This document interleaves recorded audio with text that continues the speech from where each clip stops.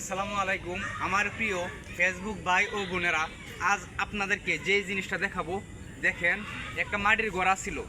এই যে একটা মাটির ঘোড়া ছিল, তো এই মাটির ঘরটা প্রচুর বৃষ্টি হওয়ার কারণে মাটির ঘরটা এক সাইডে দিয়া বৃষ্টি পড়িয়া তখন মাটি নরম হইয়া এখান থেকে পড়ে গেছে। পড়ে যাওয়ার পরে যার ঘরটা সে অনেক গরিব অসহায়, দোয়া করি আল্লাহ তাআলা তাকে সবসময় সুস্থ রাখুক, ভালো রাখুক।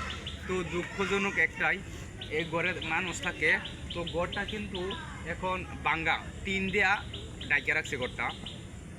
তো দেখেন অনেক মানুষ কিন্তু 5 তলায় 6 তলায় ফ্ল্যাট বাসায় বিল্ডিংয়ে থাকে, কিন্তু এরকম গরিব মানুষের খোঁজখবর কেউ রাখে না। আজ এটাই দেখতে আসলাম। তো মাটির ঘরে একটা মানুষ থাকে, তারপরেও ঘরটা কিন্তু ভাঙ্গা। এই যে প্রচুর বৃষ্টি হওয়ার কারণে ঘরটা ধসে পড়েছে।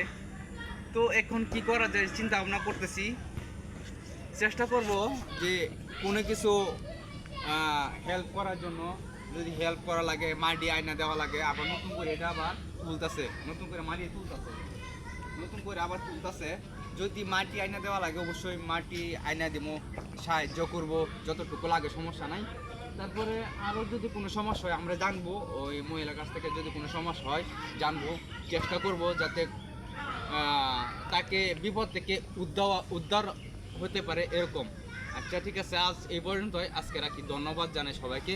সবাই সবার পাশে থেকে আরও সামনের দিকে এগিয়ে যাওয়ার চিন্তা ভাবনা করবো ইনশাল্লাহ।